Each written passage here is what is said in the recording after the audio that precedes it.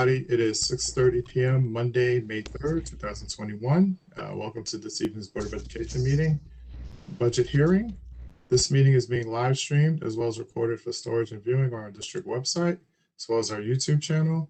The public can participate during the hearings of individuals and delegates by submitting a written statement using the BOE questions form on the website, or by signing up for live audio speaks, which the form is also available on the website. Adequate written notice of this meeting of the South Orange Maplewood Board of Education has been sent to both townships and village clerks, the Star Ledger, the News Record, tempintasoma.net, and villagegreen.com. Please rise for the Pledge of Allegiance. I pledge allegiance to the flag of the United States of America and to the republic for which it stands, one nation, under God, indivisible, with liberty and justice for all.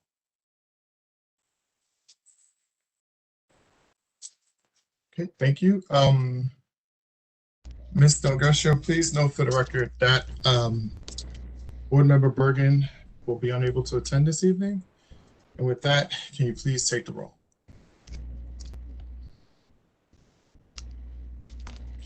Okay. Good evening, everyone. Board Member Susan Bergen not attending. Board Member Shannon Cuttle. Here. Student Representative Lily Foreman. Here. Board Member Thayer Joshua. Here. Board Member Anne Marie Manny. Here. Board Member Alyssa Malaspina. Here. Board Member Erin Siders. Here. Board Member Courtney Winkfield. Here. Board Member Johanna Ray. Present. Board Member Kamal Zubieta. Here. Okay. Thank you. Thank you. Oops. Okay, we will go to the board president's statement and then move on to the hearings of individuals and delegations. Sorry. Oh, wait, no, I got it. Before I even do that, I'd like to make a motion to hold this meeting remotely due to the current public health emergency. Can I have a second? Second. Second. Thank you, Board Member Wingfield. All in favor? Aye. Hands. Thanks. That is unanimous. Ms. Delgado. Okay. The school board meeting is a business meeting in public, not a meeting with the public. Oftentimes, it may appear to members of the audience that the board takes action with very little comment, in many cases, a unanimous vote. Before matters are placed on the agenda at a public meeting, administration has thoroughly reviewed the matter with the superintendent.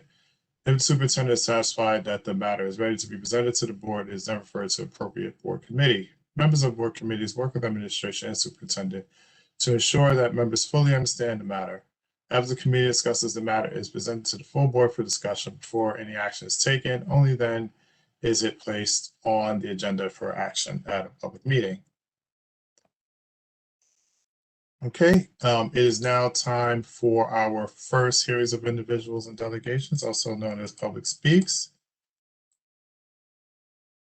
This is an opportunity for you to share your concerns about an item on the agenda, but it's not time for a dialogue with the board.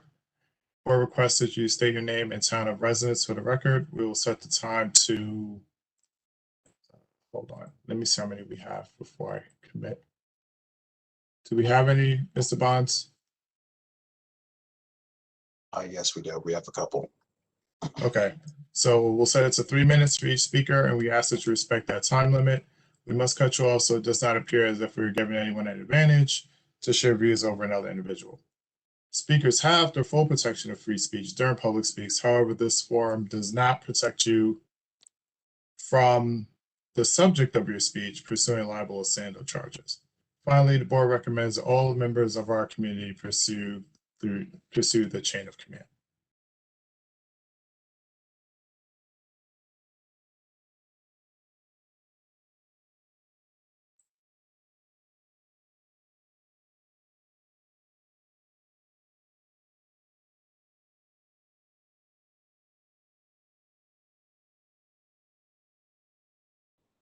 All right, I have it. Thank you. We will first start with our audio comments, people who have signed up for audio speaks. And the first comment is from Sarah Iozio of Maplewood. Thank you. And Suzanne Holt is also on your list, and she's going to give her time to me. We no longer allow seating of time, Okay. so Suzanne Hope can speak after you, and we'll also have 3 minutes. Okay, thank you. So Okay. speaking to you on behalf, I'm one of the co-presidents of the Columbia High School Music Parents Association, and we wanted to express our thanks to the district for the actions taken to date to support the enhanced music opportunities for the students this summer. And now we write to encourage an additional desperately needed commitment to further bolster music instruction for the 2021-22 school year and beyond. The district homepage emphasizes an exceptionally high commitment to and access to music education and boasts of 2 awards. It's incumbent upon this district community led by the Board of Education to live up to this nationally recognized exceptionally high commitment and access to music education. We're aware of the previous spending of $65,000 requested by Columbia High School music teachers Todd Van Beveren and Peter Bauer to spearhead the music summer education into a month-long music program, and we applaud the decision and support Mr. Van Beveren and Mr. Bauer. We're also aware of the 2 additional 0.4 music teachers in the middle school. We applaud this as well, but we don't believe it's enough. In place and instead of these 2 additional part-time teachers, the district and Board of Ed need to approve 4 additional full-time music teachers for the district band and orchestra programs, 2 for the middle schools and 2 for the high school. We believe this because the music program is in jeopardy. In a typical non-COVID school year, approximately 400 plus 5th graders choose to learn to play an instrument. These 5th grade students become the MMS and Psalms band and orchestra students who in turn populate the CHS marching band, concert band, orchestra, and pit band for the musical. This school year began with only 248 5th graders learning to play an instrument. Currently, only 58 5th graders continue to learn to play an orchestra and or band instrument in school. What does this mean for a district that purportedly values music education and demonstrates an exceptionally high commitment to access and excellence in music education? First, as with much that has happened during COVID, the students losing out on a public school music education are those who cannot afford to obtain this education privately. Those students who can afford private lessons will continue to thrive. Those who cannot afford this luxury, whether for reasons of finances or available time, opportunity, access outside of school, will be those who are left behind. Second, we're a district that touts access and equity, and we need to live to that designation in the area of music education. In fact, the New Jersey School Performance Report, the portion of the report titled District Highlights, we list the following. Nationally recognized as one of the 100 best communities for music education 5 years in a row. The reality is that 58 current 5th graders cannot possibly sustain an award-winning level of music education in our district over the coming years. Todd Van Beveren estimates that the attrition in music education due to COVID at the 5th grade level and beyond will result in a 30% loss in orchestra members and the loss of 3 years of playing level overall. The statistics for band are likely similar. These deficits in learning cannot be made up with a summer music program and the addition of only 2 part-time music teachers in the middle schools. Failing to All right, thank you. Your 3 minutes are up, but you can let Suzanne Hope continue.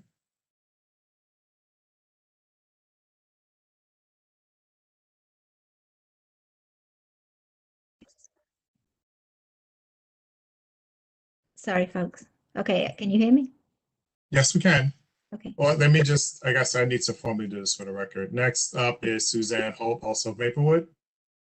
Hi, you have 3 minutes. Sorry, one moment. Hmm?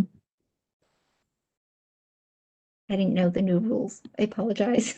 No problem. They won't start till you start speaking. Okay.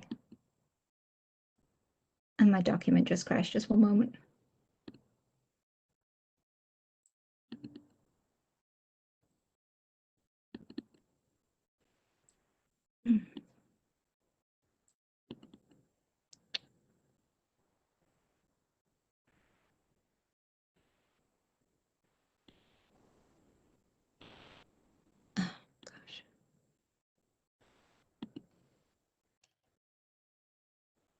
If interested, I believe this is a I- letter that was sent to the I board earlier today. apologize. Did you get it? Okay, sorry, I finally came up. I apologize. problem. So we were asking, so why have we asked for 4 additional music teachers or instructors? So based on our discussions with current CSH music educators with knowledge of the district's music programming, an additional 4 full-time music educators are needed over the coming school year to instruct students in individual band and orchestra instruments at the middle school and high school levels. 2 for middle school and 2 for high school. These educators are the minimum of what is needed to make up the lost learning and playing on additional instruments occurring over the past 15 months of virtual school. The money is available. There is simply no argument for not doing everything possible to sustain the South Orange and Maplewood music educational program. Even Plateo said, I would teach children play music, physics, and philosophy, but mostly music, for patterns in music and all the arts are the keys to learning. If the Board of Education does not act now to readdress the losses of music education over the past year, this will be an undeniable statement that this district is no longer willing to make the same exceptionally high commitment to its music program as an integral and essential part of the South Orange and Maplewood School District education. Thank you for your time. And this is from the board of CHSMIPA, which is the Columbia High School Music Parents Association. Thank you. Thank you. I don't see any more on the audio list. So we'll now move to written comments. Our first written public speaks is from Maris Doran of Maplewood. Let's reset. Sorry. On behalf of my child's 2nd grade Marshall Elementary class, I write today to express public acknowledgement of their teacher, Heather Mitica. Our class has been continuously impressed with Heather's ability to navigate the challenges this past year. She has gone above and beyond in her efforts to maintain a sense of community and joy of learning across the virtual platform. Her creativity, consistency, and passion have been evident as she so beautifully translated teaching across this new space. In a year when the teaching landscape has been ever-changing and the structure constantly shifting without any of the usual norms, she has continuously implemented new and creative ways to continue to teach and lead her classroom as the trusted and respected educator she is. We, the parents of her students, want to make a public recognition of her Herculean efforts this year to rise to and meet the needs of her students. We remain so grateful Heather Mitica teaches in our district and that our children and we had the benefit of her leadership during this particularly challenging time. Signed, Heather Mitica's 2nd grade Marshall Elementary School parents. And that concludes our first public speaks. Wonderful way to start Teacher Appreciation Week. And with that, as we go into presentations, I'll turn it over to Dr. Taylor. Thank you to our board president, and thank you for those who took time out of their evening to share with us on a beautiful May day, even though it's a little dreary outside. Just a couple of comments before we begin the budget hearing. I also want to echo the thanks of the parents who took the time to recognize their teacher and the efforts that have been put forward by that teacher during what has been, of course, an unprecedented time. I'm not allowed to talk about the performance of employees, of course, because that would be evaluating in public, but I think they were all happy to hear that. And also just a couple of really quick updates for everyone before we go into the presentation. We also— Sorry, Dr. Taylor, did you want to, I know, I forget, public speaks and supposed to responding. I don't know if that was going to be a part of that, of your remarks. I just wanted to give that. Okay, thank you. Yep, it will be. So it's also the beginning of Asian American Pacific Islander Heritage Month, and we'll be sharing some resources with our community as we recognize that very important acknowledgement, especially during the current climate that we all are privy to. And Saturday was actually Principal Appreciation Day. And I reached out to our principals, and I thought it was very appropriate that principals would have their Appreciation Day on a Saturday. For those of us who've been principals, Saturdays are days that we sometimes look forward to. So to our principals and to folks who may be watching, please reach out to your principals and tell them how much you appreciate them. They have been an integral part of us getting to phase 5, which was the first day of our reopening plan. It's been a lot of sweat equity and late evenings of toil to really provide our families with the opportunity, if they felt comfortable doing so, to have in-person learning for all grades across our school district. So we're extremely happy this evening. And regarding our wonderful music advocates from the high school, please know that the plan that we have in our budget was recommended by our supervisor for the arts, very, very thoughtfully and carefully backwards mapping what was needed at this time to fill that gap that we know exists. So you have been heard, and I am a extreme proponent of the arts, and we know that the arts has a direct link to academic success for many of our students. So we definitely appreciate that, and I'm sure that the board heard your advocacy loud and clear. But just know that the arts were definitely a consideration in the work that we're doing, both this year and last year, if you were a part of our budget process. And again, our arts supervisor definitely gave us contributions to this work. To our board president, if it's okay, I can now shift to our budget presentations. All right, thank you. And Andrea, are you ready? All right. I am. All right, wonderful. So we're going to give you a 2-part presentation. And again, most of this, for those who've been participating in the budget process this year, will be repetitive, but we've been able to add a little more details here and there because we are organically moving towards the 2021 and 2022 school year. Mr. Garcia. Okay, thank you. Keith, can you share that for me?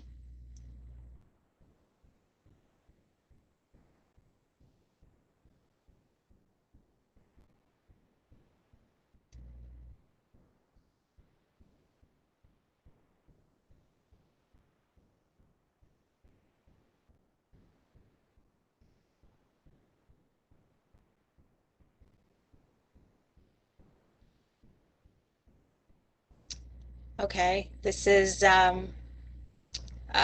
budget. It says preliminary budget, but it is the final budget presentation for the 21-22 school year. Keith, if you could go to the next slide.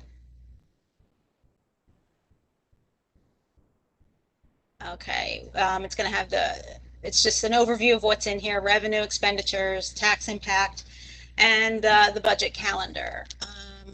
Next page, please. Obviously, one more after that. This is projected revenue. And as you can see, has the levy, it's a comparison of 2 years, the year we're currently in and the year that we will be going in July. The tax levy, the state aid, as you can see, state aid did increase, extraordinary aid. Now with the extraordinary aid, there is a bit of a decrease, but that 186,896, what that was extraordinary aid for the 1920 school year that they gave us the option to bring into the 2021 school year to use for expenses, and that's what we did. But when we budgeted for 21-22, we did bring it back down to the $1 million. We have the audited fund balance, tuition, miscellaneous, which includes tuition and facility use. Obviously, we don't have really any facility use in the current year. We'll see what happens coming into the new school year with a lot of the restrictions being lifted. We have the preschool grant. We did get an increase in the preschool grant, and that will be used for increasing some students to outside partners. And we have the debt service, and we did get an increase in debt service aid. And so this is the overview of projected revenue for the upcoming school year. Keith, I guess if you will add on, Dr. Taylor, did you have any comments about this page? No? Okay. If you can go to the next screen, please. Obviously, this is a pie chart breaking it down, obviously, The majority of our revenue is obviously the levy, and state aid is approximately 10%, and then breaking down, the rest of the revenue. If we could go to the next page, please. We did not have any banked cap or anything like that, so there was nothing to use to adjust an increase in the levy beyond the 2%. Can we go to the next screen, please? Expenditures, one more. This is an overview by category. Increase in salaries, contracted services, tuition. There's an increase that would be out of district placements for special needs as well as some regular ed students. Transportation, we anticipated an increase due to the revamping of the routes with the integration. An increase in benefits, other benefits, I'm not sure what encompasses that. Debt service obviously is an increase due to the sale of the bonds and things like that. Again, this is a high level look at of our expenditures. If we could go to the next page, please. An overview of what the increases are: maintaining staff, budgeting for contractual increases, restoring back to contract services, increase in some clerical support. We are converting the custodial supervisor position to the facility director position. I believe that was spoken to about in the past. Increased substitute account lines. Increase for summer programs, as Dr. Taylor has spoken about that in the past. Deep cleaning, since the anticipation, I believe, will be for reopening, so we do need to take into account what type of cleaning we would have to take to be done, with COVID and everything, and the removal of the permanent subs. If we could go to the next screen, please. This is an explanation as to what the additional state aid was applied to. Dr. Taylor, I don't know if there's anything here you want to do. Okay. Yeah, can you just go back one slide? I just want to give one more highlight, please. So those last few pieces, those last few bullets are speaking to the shifting of what we did for the current COVID circumstances that we anticipated entering the school year versus what we're anticipating entering next school year, and also understanding that that we are anticipating the possibility of receiving additional CARES fund slash ESSER funds that we had been notified that that process is going to be beginning for around 3. And so again, those permanent subs were put in place so that we could anticipate when teachers would be out, and we wouldn't have to call subs. We would have them already in place, and we could also shift them between our schools. But one of the biggest costs of having permanent subs, of course, are the benefits that go along with permanent employees. So though we are removing those quote unquote additional permanent subs, we're not reducing our access to substitutes. We anticipate that there will be more substitutes available as we shift to a more normal school year, hopefully. And the same thing with the deep cleaning. We know that a lot of the research has shown that the likelihood of contracting COVID through surface touches is very low, extremely low now. Instead of deep cleaning every single evening as we're doing now, we believe that we can reduce that to a once a week deep cleaning. Of course, still doing our evening cleaning, but not the additional custodial hours that we're putting forward. And if we do have to increase that, we believe we can increase that through our grant opportunities. And Keith, if you would like, you can shift to me, and I can share my screen regarding that next slide that was just shared.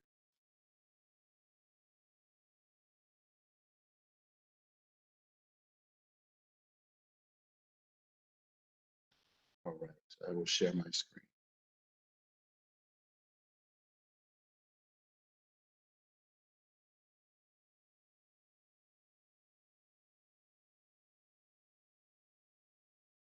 least I think I will. Let's try again.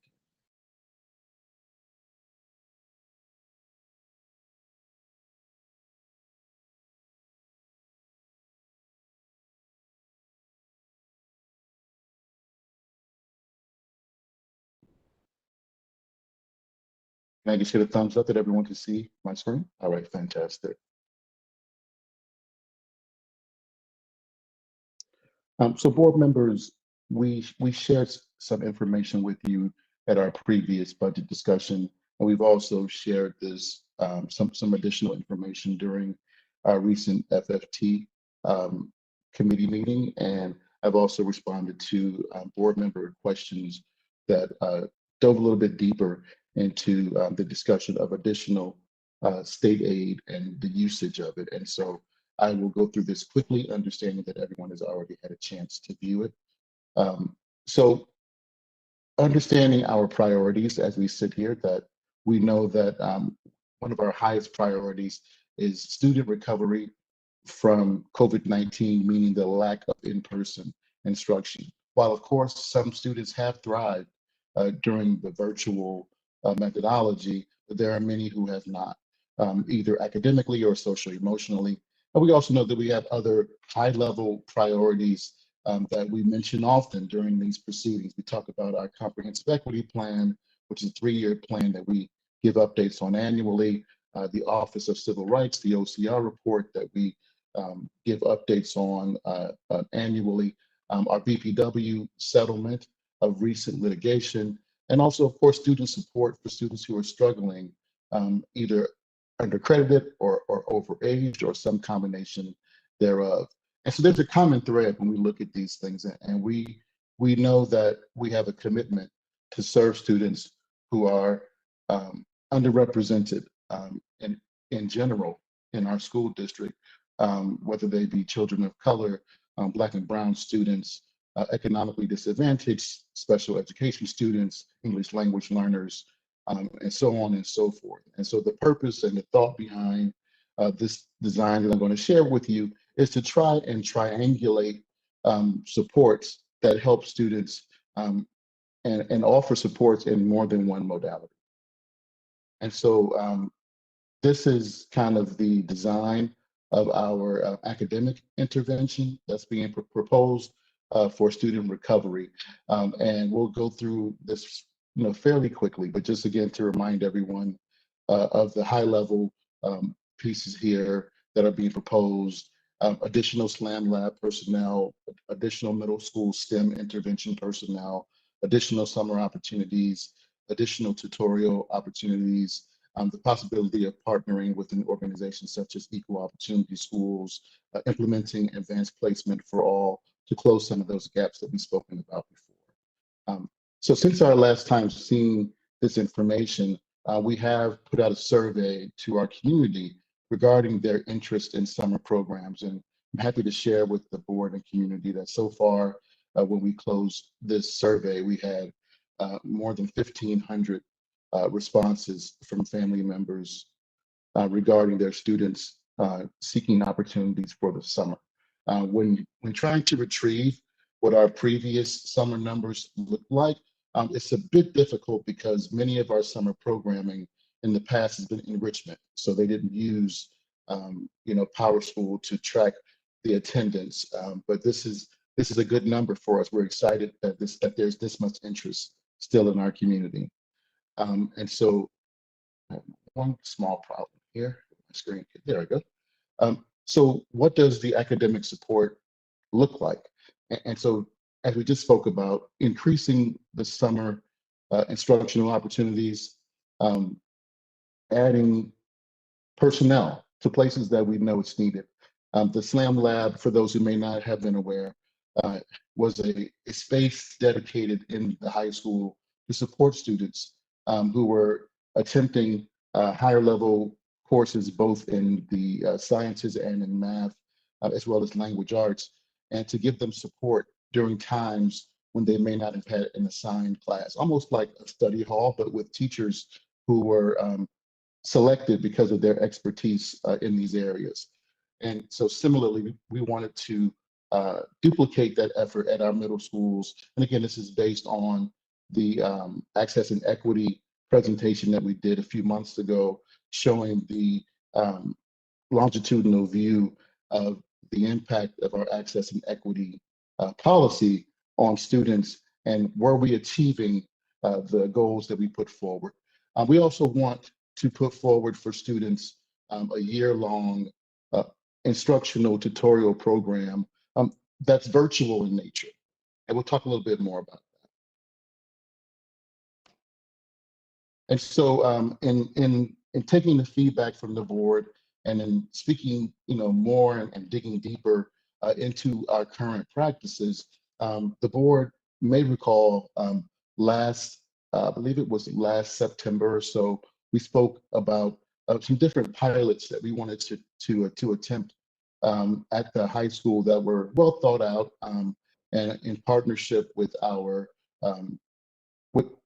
with our ELA supervisors, as well as our new director of guidance, around how can we get to kids and anticipate and be proactive in their challenges that they may have had in middle school as rising ninth graders. And so here's some recent data that we were able to glean from that program, and also to anticipate how these dedicated teachers could be used. I'm going to allow our CA9 team just to give just a snippet or two about some of these high-level recommendations. Good evening. Thank you, Dr. Taylor. Ms. Bodnar and I, as you mentioned, have been working very closely with our guidance department at the high school and the administration from the high school. And one of the things that happened this year was that we ran a pilot, an ELA extension pilot called Cougar Academy. And as you can see on the slide, the percentages show that this has been an effective use of time, having smaller classes and really having that personalized learning experience for each students. Some of the telling numbers show that in these smaller classes capped at 10, we are finding success in ELA where the students beyond this class are struggling in some other content areas. So in looking at the SLAM Lab positions, we felt from the faculty that we already have in place that if we're able to readjust what the position would look like for next year and expand out the Cougar Academy opportunity to the to math and science, specifically biology and physics and algebra and geometry, and having smaller class sizes, these additional positions would help in now ELA, math, and science. And based off of our current data from this year, we feel this is a great use of time. In addition, throughout the day, and we confirmed this with Principal Sanchez and Fallon Ballison, that we would be able to utilize these positions with the SLAM Lab as well. So not only would we be able to expand out the Cougar Academy, we would also be able to expand the use of the SLAM Lab.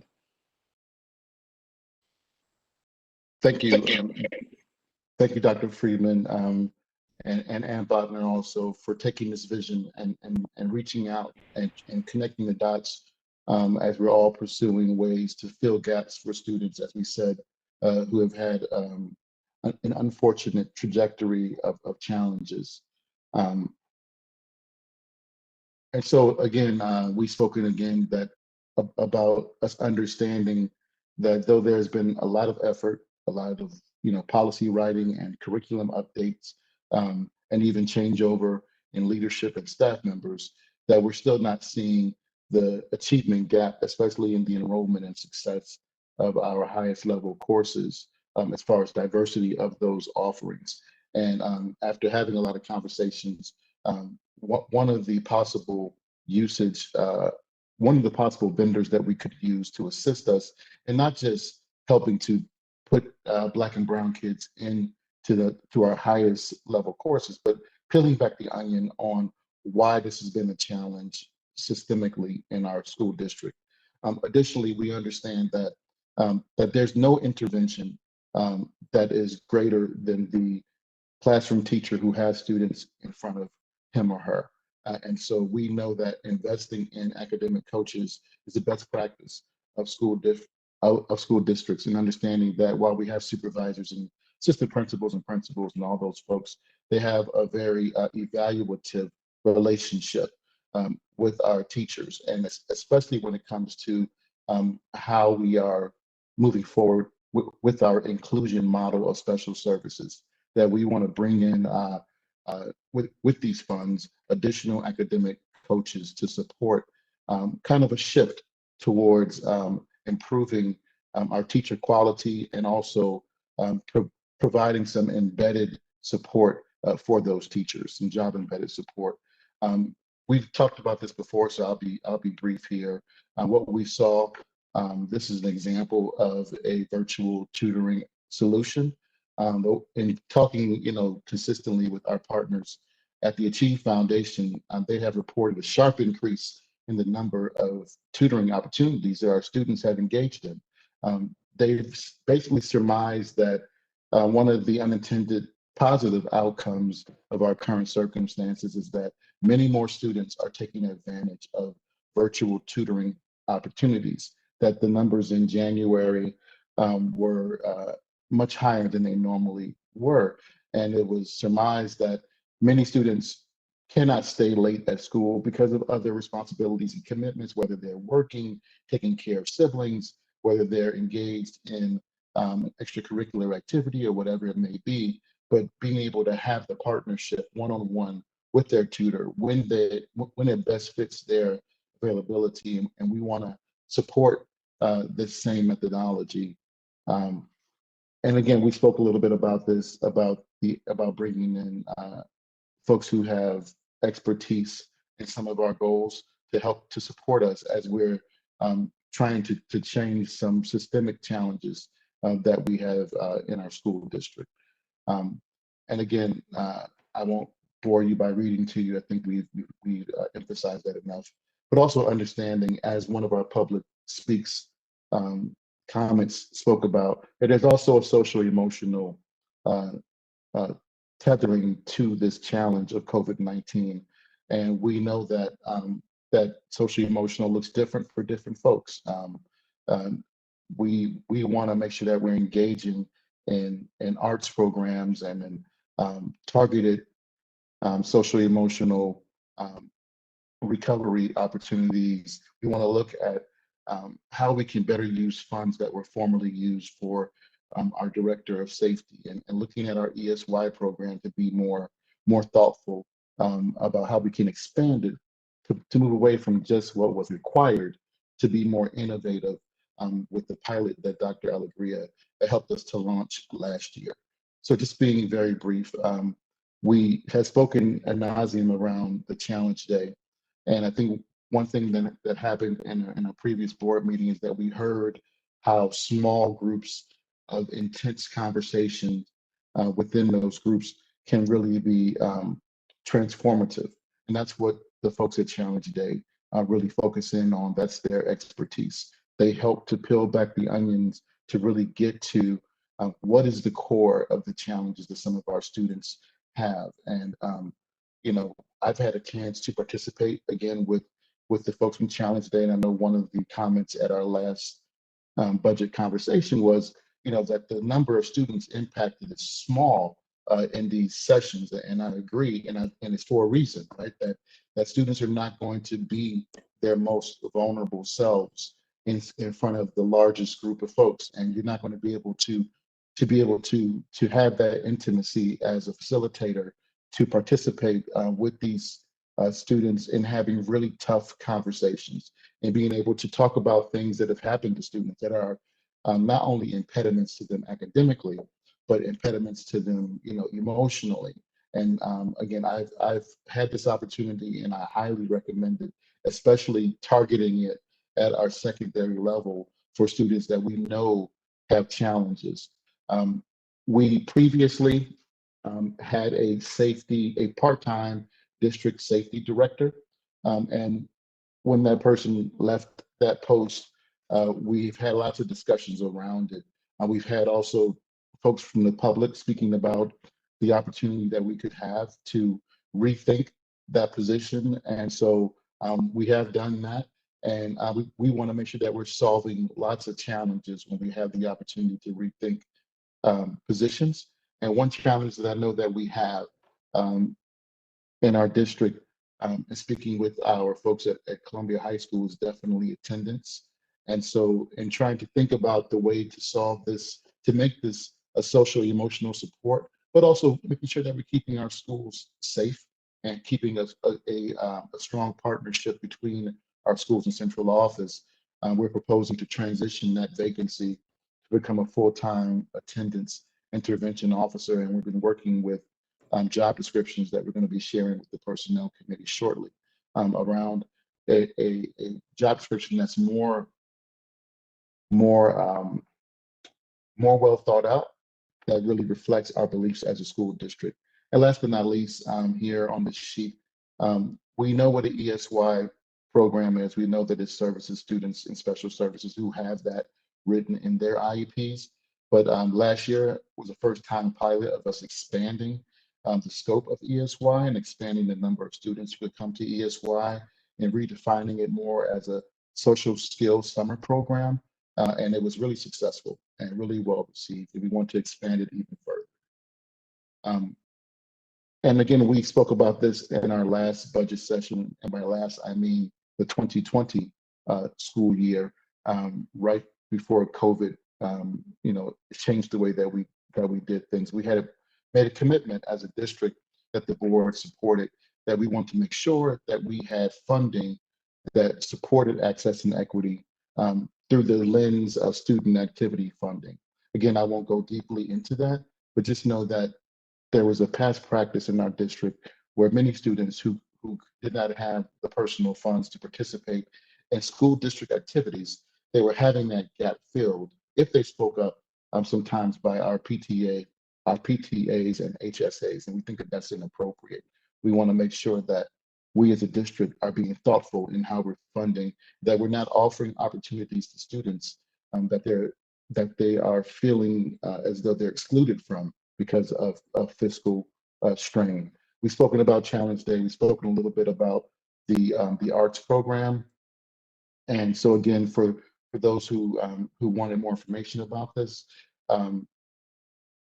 the funding of the arts would be a combination, as was previously stated, that we would have a summer opportunity, depending upon the amount of interest in the summer, that would drive the number of our current teachers who are participating in that summer program. So again, just to reiterate this, right, the summer program would be a program that would be manned by our current music teachers. And the number of teachers who would be a part of that program would be based on the interest level of the students who put forth, of course, their interests. And the grade span would be from 5th grade until 12th grade, rising 5th through rising 12th graders.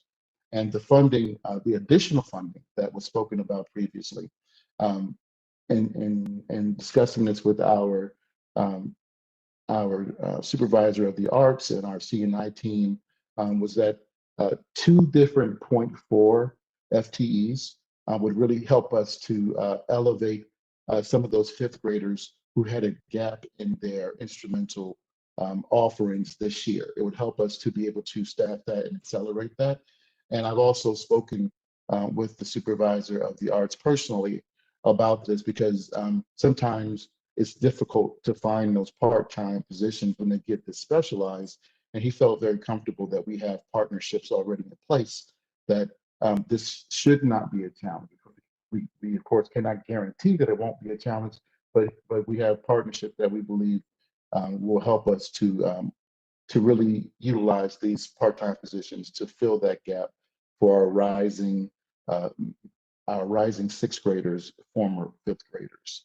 And so this is just a quick summary sheet. And again, I'm sure you've seen this before. We've shared this before. Want to just give you a little bit of emphasis. The first bullet on your left-hand side here, before we realized that we were notified about additional state aid, we had already increased our summer program bucket. We had increased it by $150,000. And so just to be sure that we can make sure that we have enough funding to really give a great summer leap for those students who participate, we're suggesting that we add $50,000 to that line on top of the previous $150,000 that you saw from the interest survey that we had there. For instructional academic coaches, those folks, they come under teacher salaries. And so for us as a district, teacher salary plus benefits, we average about $100,000 when we're doing the budget process. So all the numbers you see that follow the next three bullets, each $100,000 represents someone who falls in the teacher category. The fifth bullet there is our virtual tutoring opportunity. The last bullet represents the possibility of a program like equal opportunity schools or something similar.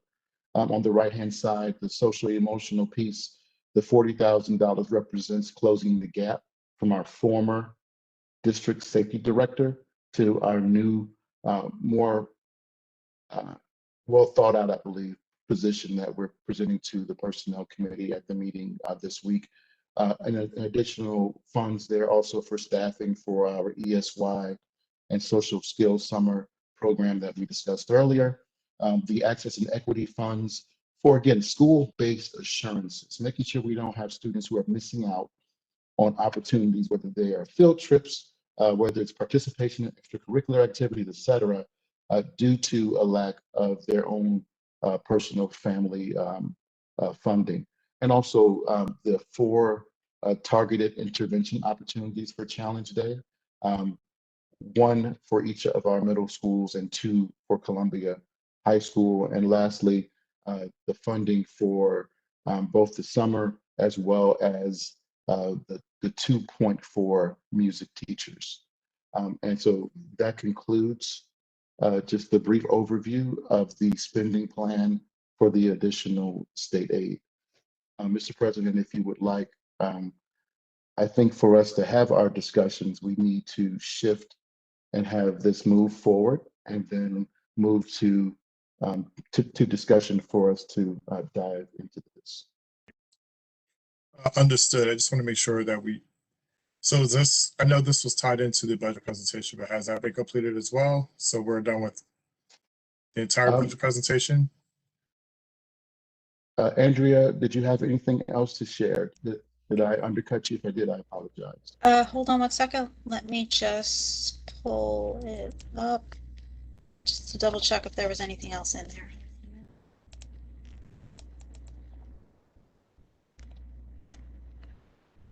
There we go. Hold on one second. Just double check.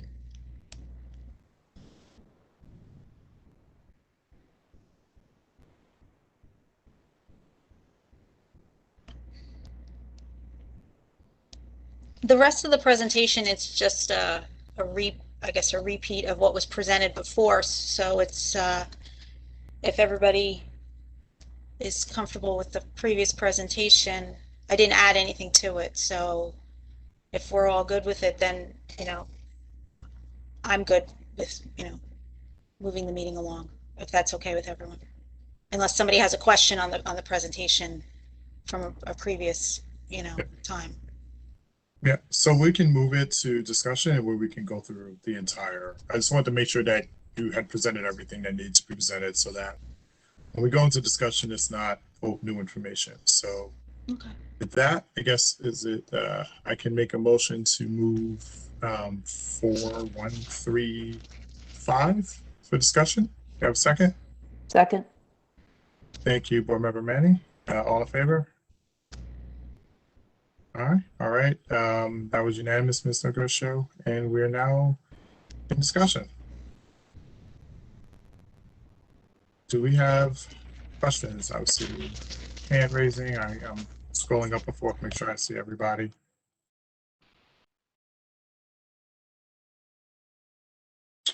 Board Member Zubieta.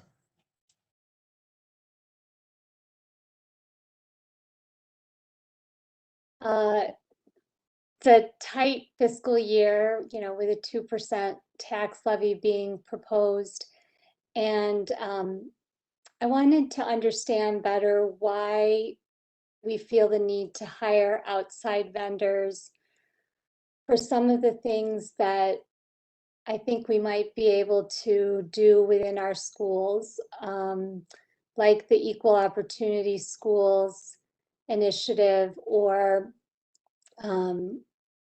you know, Challenge Day. And while all of these things are really great opportunities, from a fiscal standpoint, our families have gone through great financial difficulty this year. And I'm trying to figure out where we can tighten our belt.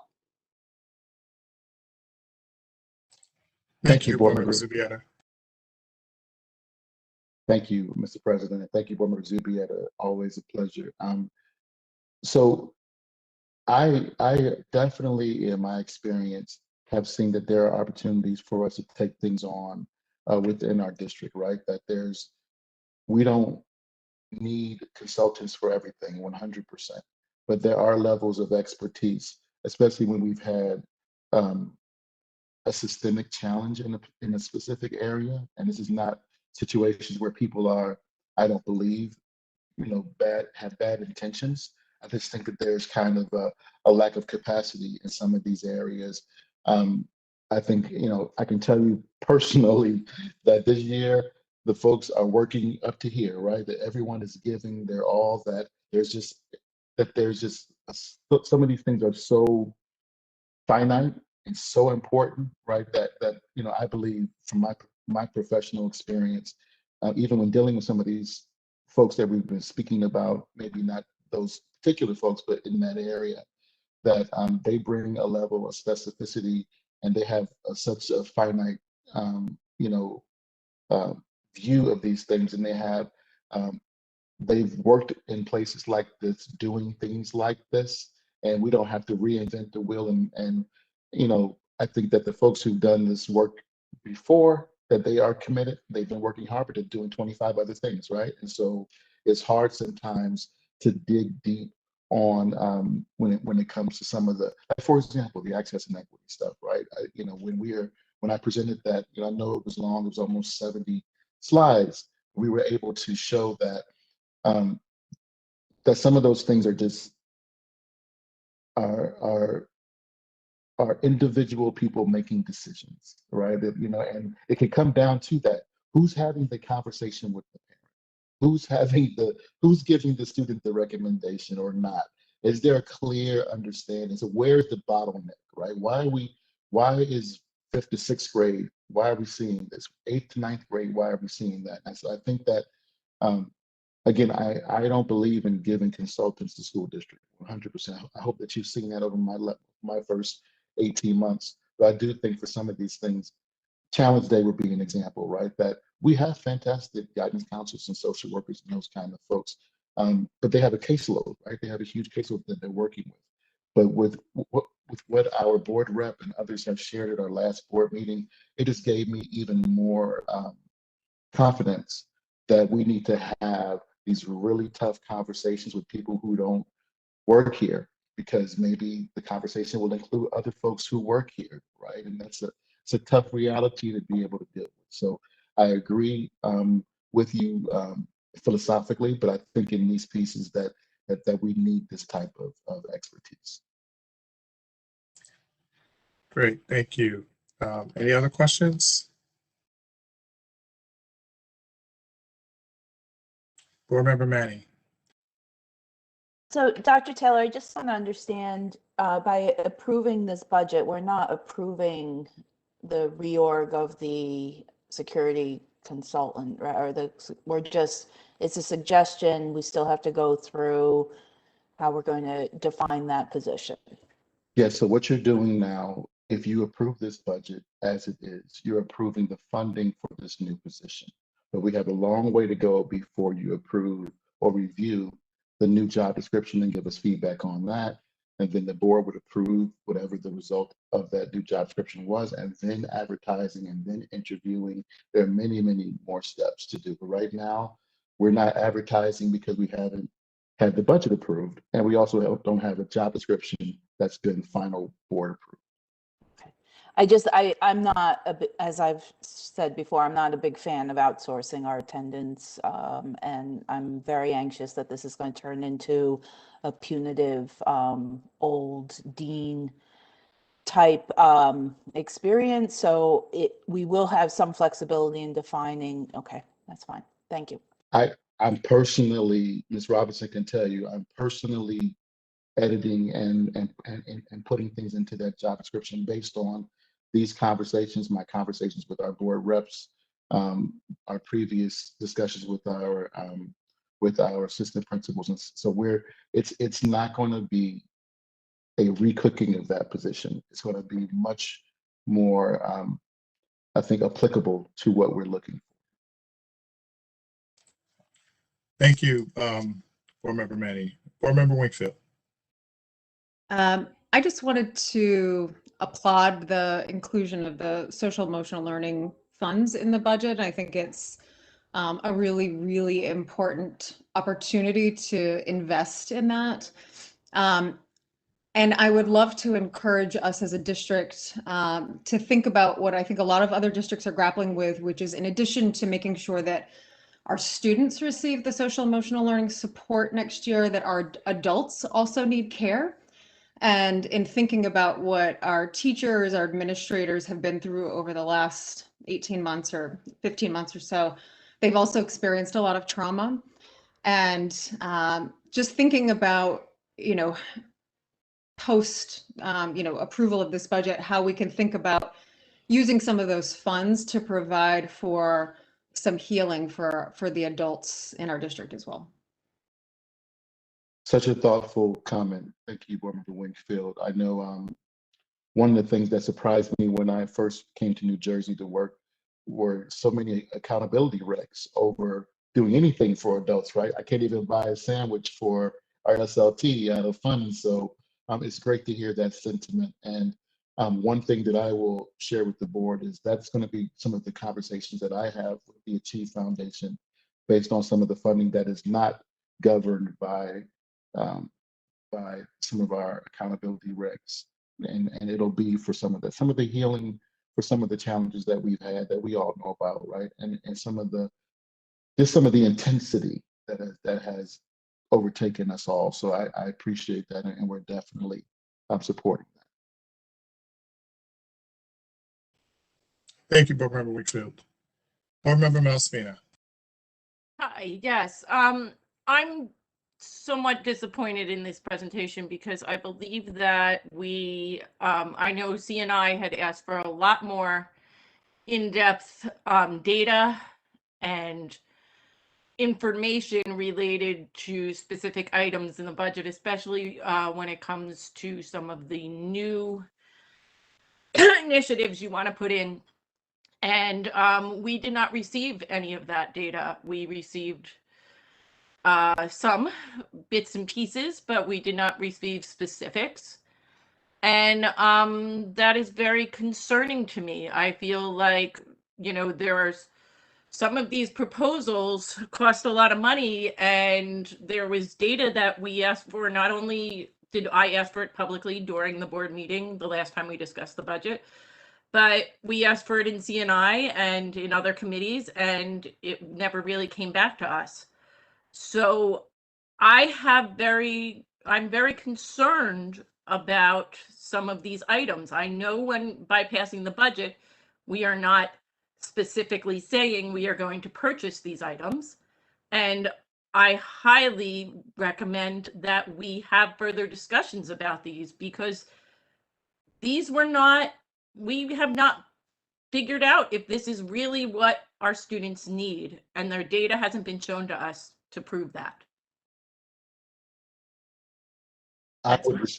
Sure, I would respectfully disagree. Only and on these points, just that the emails that I saw from CNI requesting a response about um, some of the cause and effect, you know, I think that the term that was utilized was, you know, how are we solving the X, right? Backwards mapping some of these designs, and I did respond to that with specificity. I spoke about you know, how, you know, part of these concerns are connected to the work that we shared in the access and equity piece. I know that that the CNI leadership team has shared just a lot of data. I mean, a lot of data that a lot of people have contributed to, the academic supervisors and principals, et cetera.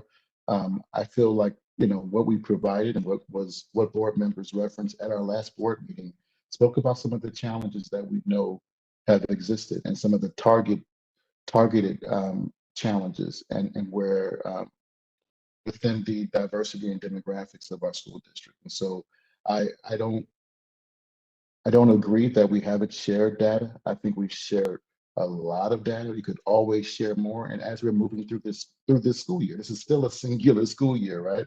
Every marking period creates more data. Every marking period, we're seeing the students' response to our interventions. All these things are ongoing and moving forward. And as you said, and as Board Member Manning said, what you're approving are line items, right? The board still has the approval of everything that's within this budget. That's your purview. Every month we come back and we share with you what we're doing, what we're suggesting, what we're recommending, and the board can discuss and ask questions and do all those great things. And same thing in committee. What you're approving right now are the line items that the county, who represents the state, has already approved. And we definitely understand the want for more data because, as we spoke about in FFT, there was a comment of board members just want to feel as though what they're approving is going to solve the problem, right? That, you know, can you say that if we approve this, we'll no longer have this challenge, right? And I have to be very forthright that nothing is guaranteed, right? We use the information we have, we use the professional expertise that we have, we use what we've seen working other places, we backwards map all that, and we give the recommendations based on those things. And so I feel very comfortable. Everybody on this screen from our team had a chance to really give expertise and reflect on their specific area, and we bounce back and forth. And I feel like that these are some of the things that are going to really help us, and they're going to help our students. And the board will have a chance to ask questions about every nickel that we spend of this budget if you approve it as it is. Okay, thank you. Board Member Siders, and then Board Member Cuddle. I think I saw a hand go up and down, so I'm not sure. So let me go to Board Member Siders first. No? Okay. Board Member Cuddle?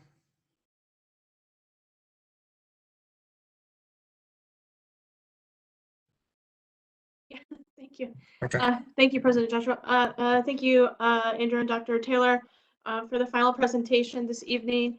I do also want to echo about the showing the district's commitment to social emotional learning and investment, and also would like to raise up again Board Member Wingfield's comment in regards to also including supports for staff, all staff in our district, right? Not just classroom educators at all levels, and making sure that there's opportunities, and the importance of that.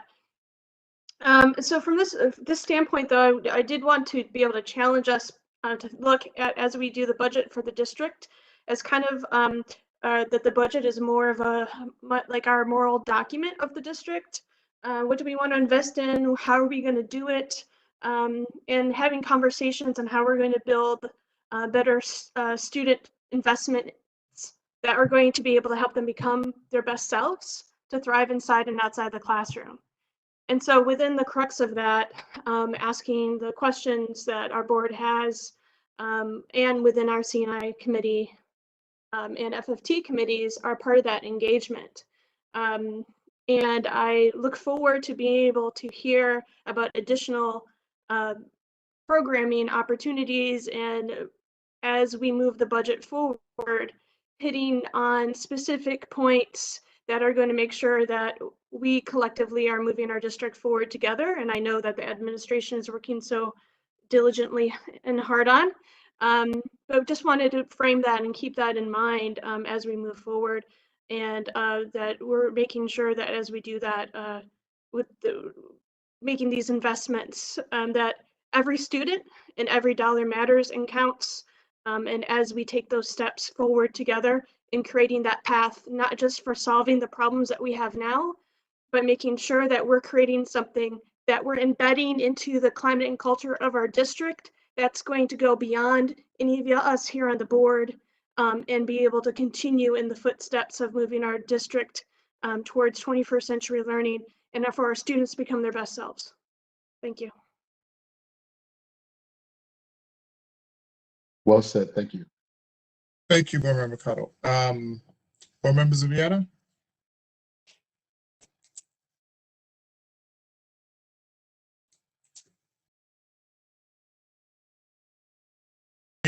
You're muted, Board Member Zubieta. Dr. Taylor, I appreciate your comments before about outside vendors. And when you explain it that way about different groups having a level of expertise, it seems to make sense to me. And then when I hear Board Member Winkfield talk about social and emotional support for our students, for our staff, that seems to make sense to me. And when in the previous meeting, we talked about a 1-year exception of courtesy busing because this past year has been so difficult on our families that, you know, we're starting integration and could we extend that 1 more year? That seemed to make sense to me. All of these things, one by one, make sense to me. The issue is that I don't just see this document as a document of our moral values or obligations. I also see this document as a fiscal document. And I feel that all of the programs that are being mentioned, I can't think of a single one that I would want to cut. I wouldn't want to cut summer programs. I wouldn't want to cut academic supports. I wouldn't want to cut mental and social support. I wouldn't want to cut somebody's very specific knowledge that could come from a vendor. But we do have to ask ourselves, we're a district of a broad range of socioeconomic class. And why is it that we talk about socioeconomic class, but we don't talk about the effect of a 2% tax levy, which results in a total tax levy of 3.2% given our previous obligations based on debt service? Why aren't we talking about the families that have lost jobs and the effect of taxes on them? Why aren't we talking about them? We say that they're important to us, but we're not willing at any level to cut anything because all of it is such a good cause. But it's not just a moral document. This costs people real money. It's also a fiscal document. And I'm not saying that we should do 0% tax levy, but there's got to be something between 0 and 2 that makes sense. And there has to be somewhere that we can give our citizens tax relief, because the townships are already raising taxes. And now we're saying we're going to pile that on. So where can we reasonably make a cut? Because if we purport to care about those families who are less financially stable right now, then why aren't we worried about the money in their pocket? Thank you, Board Member Zubieta. So this is my 10th year as a superintendent and doing budgets. And so I always joke that I think for every budget that I am affiliated with, it's probably one less year in my life, right, that I'm going to have on the end. Because these are the things that we do think about, right? We do think about being balanced and being understanding. And one thing that I think Miss Del Gershio. Got it right? Yes. And our former BA, Mr. Roth, and I, when we were meeting with FFT months ago, was about just that, right? That not spending every nickel that was available to us because COVID shut us down and interrupted our normal budget cycle. We actually did return a significant amount of funds to the taxpayers.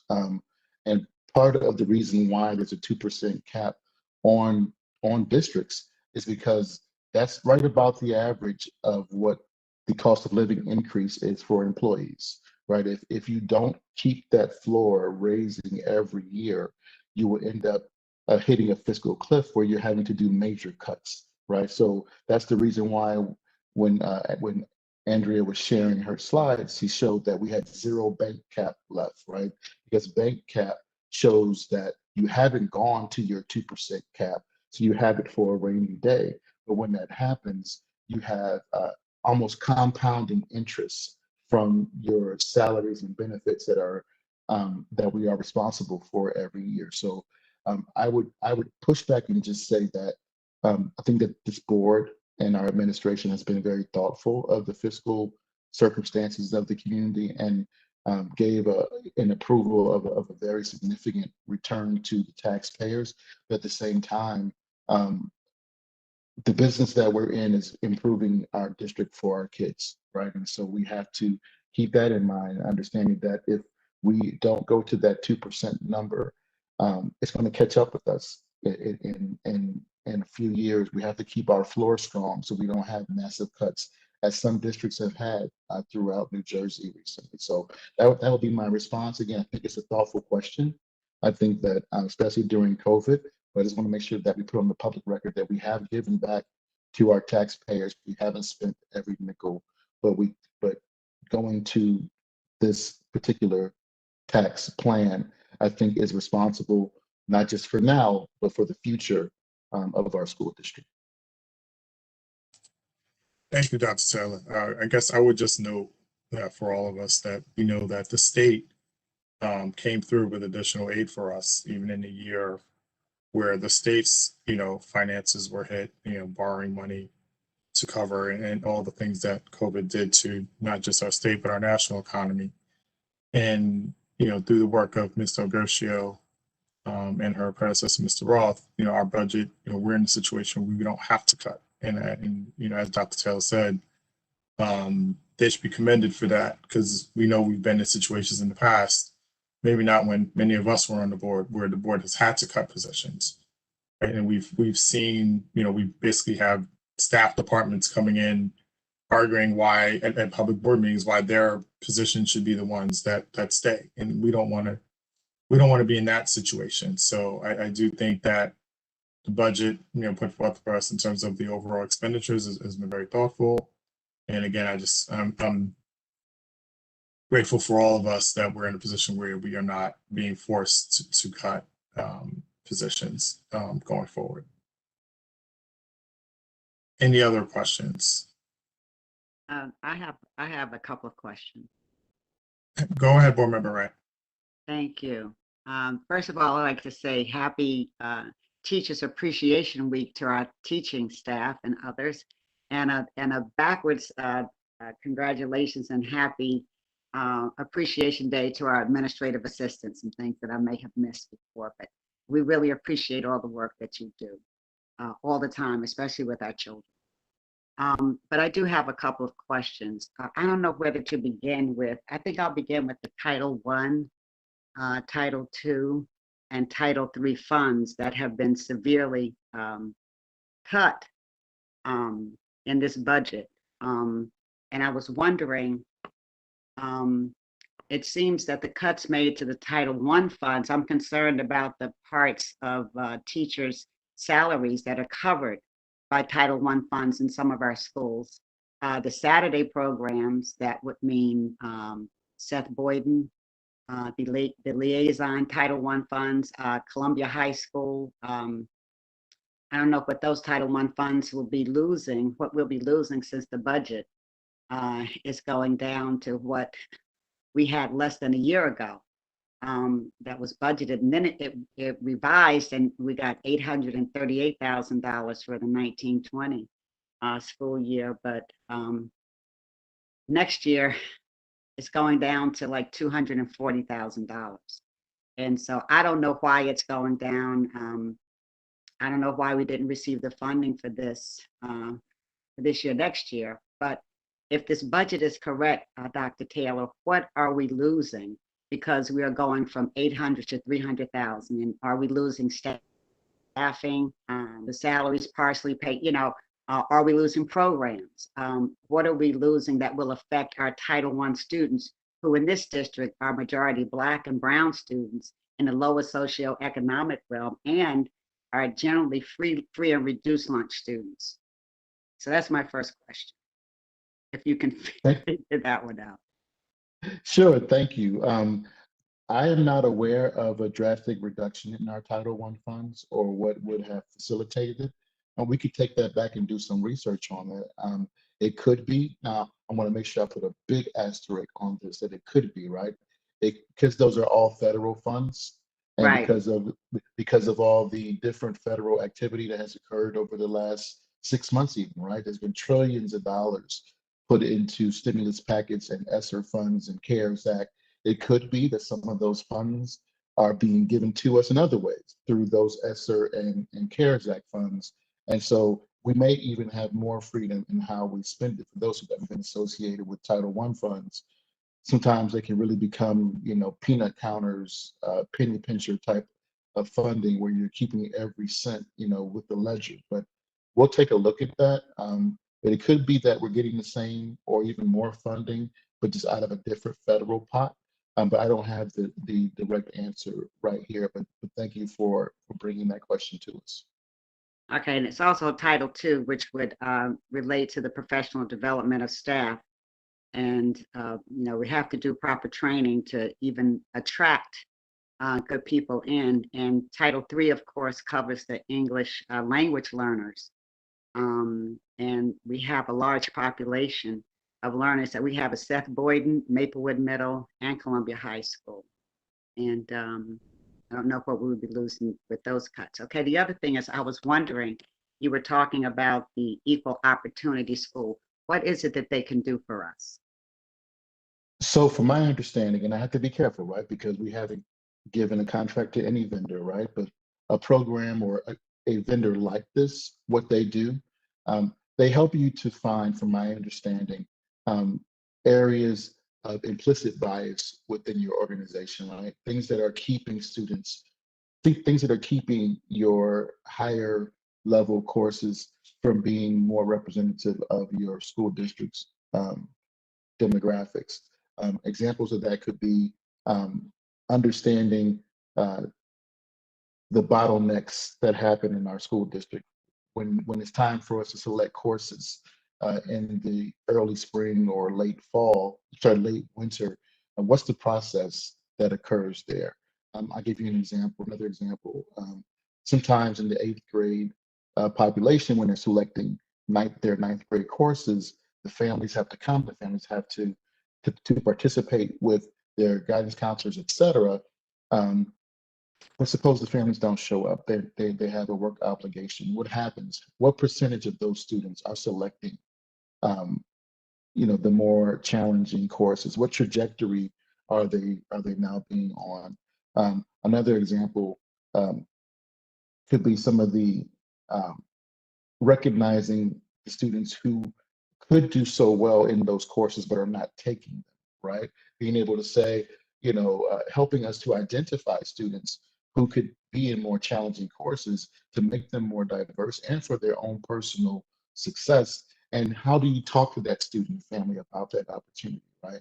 Where you're not forcing them into something that they don't want to be in, but talking to them about the opportunity that it could do, that it could bring to their life and their future. So those are just a few examples, but again, we will be more than happy when it comes time, if the board moves this budget forward, to bring those opportunities, those folks to the C&I committee to hear and learn more about it. The other thing is the SLAM labs. I would like to know the percentage of Black kids that are participating in the SLAM lab, as well as the virtual tutoring. And the students who don't go to the SLAM labs, I'd like to know why, of color. Hold on one second. So for the SLAM lab, as we shared previously, the SLAM lab has not come to fruition during a virtual offering, from our understanding. We did share statistics from the SLAM lab during last school year, thinking we had over 2,000 different individual student visits to the SLAM lab. But one of the challenges that we had was that the teachers were not available for it. There were so many teachers who were covering each other due to unexpected long-term leave or other daily leave concerns, that students were doing almost peer tutoring in the SLAM lab.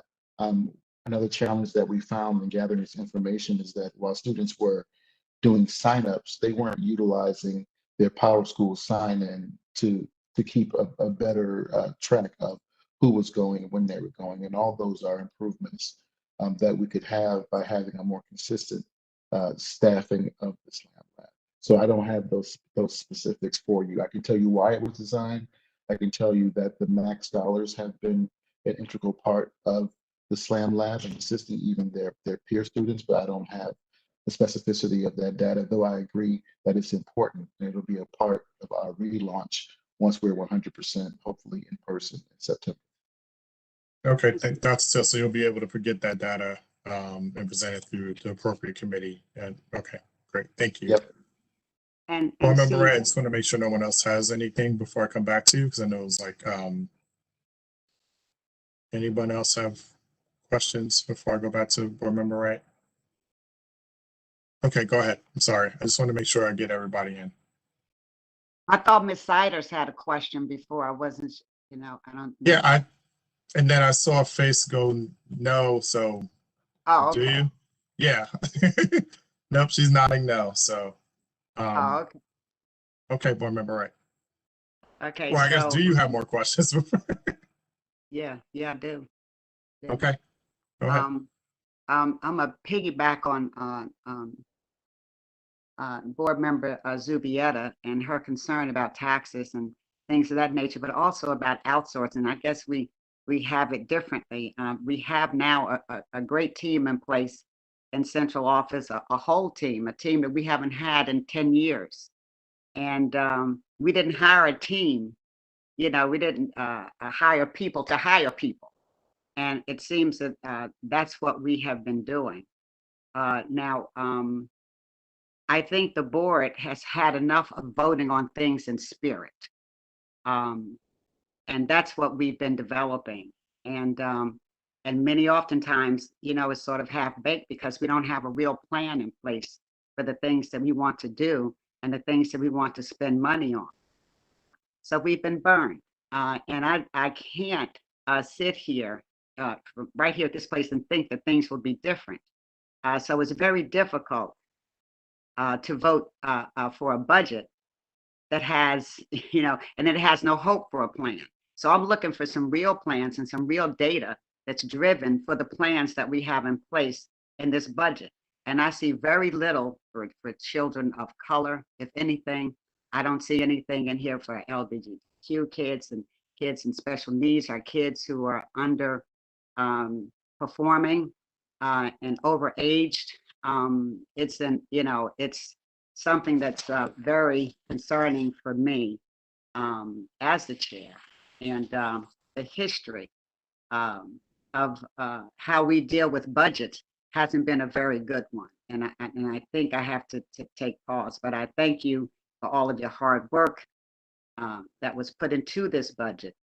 But it's hard to get in the right mind to vote for this kind of experimental stuff that doesn't seem to move any needles at all when we've got these problems that affect all of our kids. Not to mention, when we add up things, something for this plan, something for that plan, it's all being distracted. And I'm looking at Underhill Field and the issues that we have there. If we added up all those things, we could have had sod, we could have had a lot of things that we could have taken care of. in terms of our student athletes. And we've heard from parents tonight about our music and art programs. And I think we need to look more into what we're doing for children. But thank you very much for the presentation, Ms. Del Garcio and Dr. Taylor. Thank you, Board Member Wright.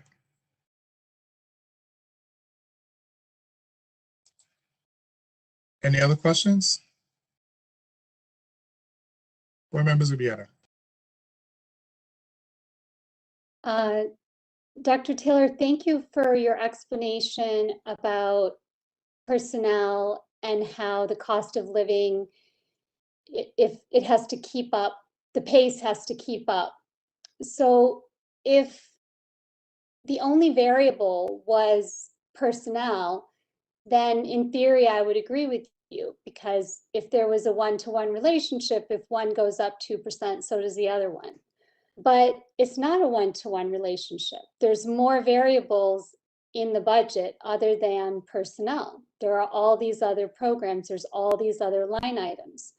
So what we're really saying is that all of the line items on average are going up on average by 2%. So while some might go down and while some might go up, we're saying on average, they're going up by 2%. And so while I can understand that human capital does go up by 2%, because that's inflation, that's, the market price of an employee, otherwise we'll lose our employees. I can understand that, but it's not exactly a one-to-one relationship. There's a whole bunch of other line items that don't need to, on average, go up by 2%. I'm going to ask the solicitor just to keep an eye on me if I go too far, right? Because I have to be careful about negotiations and things like that. But what I will say, if we went back to Andrea's presentation and we looked at the breakout of personnel and benefits, it is by far the largest part of our budget. It's the largest part of every school district's budget in the state of New Jersey, probably getting into the 80 percentile, if not more. And the increase of teachers, principals, myself excluded, because I'm on a contract, but other folks who are piggybacked, the county average is usually around 3.3%, right? That's 3%, 3.3, somewhere in there is the year-over-year salary increase. The benefits is usually pretty significantly increasing as well. I think we were all shocked that last year was the first time in a while that we did see, a double-digit increase for the cost of statewide benefits. So saying all that to say that while the 2% cap is great because it stops, it keeps in mind taxpayers' needs, and it also gives boards kind of the target to stay within without having to have a lot of public discussion that could be impactful in a negative way. Most of the time, it's a little bit behind, right? Because of those numbers that I just said. But those are the numbers that again I've dealt with historically. And again, not talking about negotiations in our district, but usually when we're dealing with those type of things, you're talking about county averages, and the county averages are around what I've said for salary increases across the board, and the benefits are usually more. And again, it's my job to share with you strategically what's best for our kids and what's best for the future of our school district. But I totally understand and I totally respect what Board Member Wright and you both have shared as far as keeping taxpayer top of mind. But I have to make my priority to recommend things to you that will improve our district for our kids, right? And eventually improve our district for our community. That's what I'm here to do, while also being respectful and understanding of the limitations of taxation. Thank you. If I might add, we're number 13 in the state. Go ahead, Board Member Wright. We're number 13 in the state of New Jersey in terms of our taxes. And we're number one, of course, in the country. And I think Maplewood is probably a few notches below us. So we're paying extremely high taxes in this town, and we really want to get our money's worth. And we haven't, and we need to do that.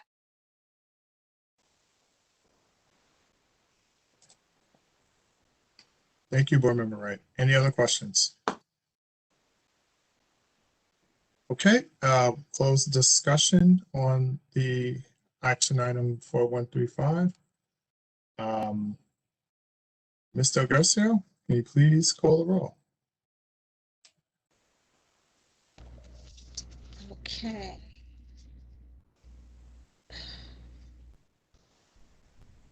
Okay, Board Member Bergen is not here. Board Member Shannon Cuttle. Yes. Board Member Thayer Joshua. Yes. Board Member Anne Marie Manning. Yes. Board Member Alyssa Malaspina. No, I do not feel that enough data or a plan has been given. Board Member Erin Siders. Yes. Board Member Courtney Winkfield. Yes. Board Member Johanna Wright. No. Board Member Kamal Zubieta. No. Okay. Thank you. Just want to confirm that was 5-3, yes? That's what I have. Thank you.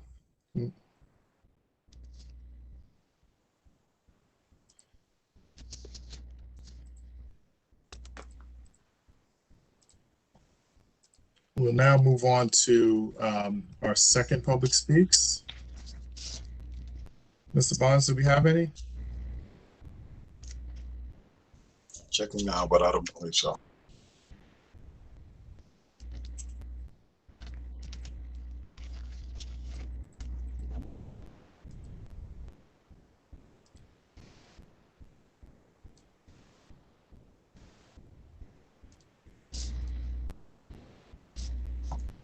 Continue to report. Thank you. Okay, before I make the motion to adjourn to exec, let me read, because we won't be returning, let me read the notices for our next couple of meetings. Oh, wait, I'm sorry. Do we have any new business? Okay, no new business. All right, the Board of Education will be in closed session Monday. Oh, I'm sorry, Board Member Malaspina. Sorry, Board Member Joshua. On new business, I'm sorry, I wanted to bring this up and forgot. I was wondering if the Board of Ed was going to be doing anything in honor of Teacher Appreciation Week for our teachers. I know that they have really, it's been an incredible year and they have had to deal with a lot. And I feel that we as a board should acknowledge them in some way, to thank them for their hard work and dedication. And that goes also for principals and administrators who have really stepped up in a time of constant change. And so I was wondering what we would be doing for them. Well, we can, I think I can speak on behalf of the board and thank all of our educators for what they've done for our students during what's been a very trying year for all of us. And we can do something a little bit more formal in writing this week. I will put something, I will work with the executive committee, put something together, share it around for everybody to offer their feedback. And we will have a more, you know, a release, if you will, in honor of Teacher Appreciation Week. I know I saw my children's teachers today and made sure they were, as principals, I was very happy to see them, you know, getting balloons and flowers and sidewalk chalk, and I know you felt very much appreciated. So we will do something. Thank you, Board Member Malaspina. Any other new business? Okay, closing new business. The Board of Education will meet in closed session Monday, May 10th at 6 p.m. via, and that's in closed session. I said that. Via the online video conference platform to discuss personnel, legal issues, negotiations, and other matters. This will be announced at a later date. Immediately following that closed session, the Board of Education will meet in public session at 8 p.m. on Monday, May 10th for the organizational staff renewal meeting using the online video conference platform. Community can video the meeting via WebEx or our YouTube channel. Action will be taken. The Board of Education will meet in closed session on Monday, May 17th at 6:30 p.m. using the online video conference platform to discuss personnel, legal negotiations, and the other matters to be announced at a later date. Immediately following that closed session, the Board of Ed will meet in a public session on Monday, May 17th at 7:30 p.m. using the online video conference platform. Action will be taken. Okay, now can I have, I think I need a motion for that, right? All right, can I have a second? Second. Thank you, Board Member Cottle. All in favor? Aye. It's unanimous, Ms. Del Gercio. Okay, I'll now make a motion to adjourn into executive session. May I have a second? Aye. Thank you. All in favor? Excuse me, Board President Joshua, when you're Yes. a motion like this, you should say again why you're going into executive session. Sorry. We are going in executive session to discuss personnel, legal issues, as well as negotiations. Okay, all in favor? All right. That's also unanimous, Ms. Del Gercio. All right. Thank you, everybody, and we'll see you in the executive session. Have a good night, all. To the public, thank you.